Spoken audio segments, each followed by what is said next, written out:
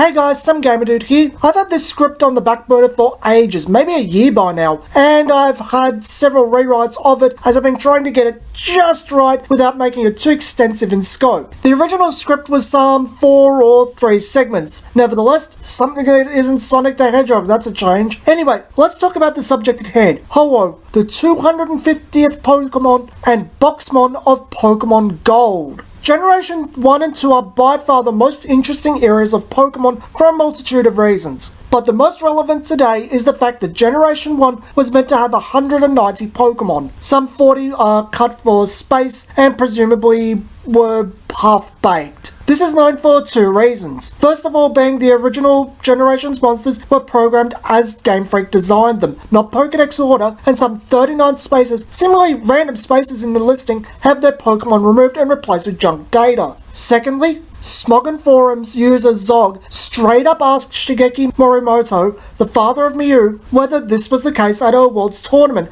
and got it straight from the horse's mouth. This was the case. 190 Pokemon, 40 removed, HoOh added at the last second. Now this has led a lot of people to presume that a lot of Generation 2, especially the ones revealed with Pocket Monsters 2 Gold and Silver, were holdovers from Generation 1. The missing node do become Generation 2 Pokemon after all. But this isn't the case. The missing node don't have a monster lined up in Generation 2, so they go through the data to find a monster. That's why they go in Pokedex order, with one exception. But what does this have to do with HoOh? He was the first Generation 2 Pokemon shown. He was in the first episode of the anime. He was among the initial previews of Generation 2, and the anime released with Generation 1. HoOh must be a holdover, right? Originally intended for Generation 1? Let's look at the rest of the statement from the Smogon user. What about HoOh? No, not HoOh. He was designed later. This is certainly weird. How could HoOh be ready so early into the franchise's life as to appear in the pilot episode of the anime, yet not be intended for or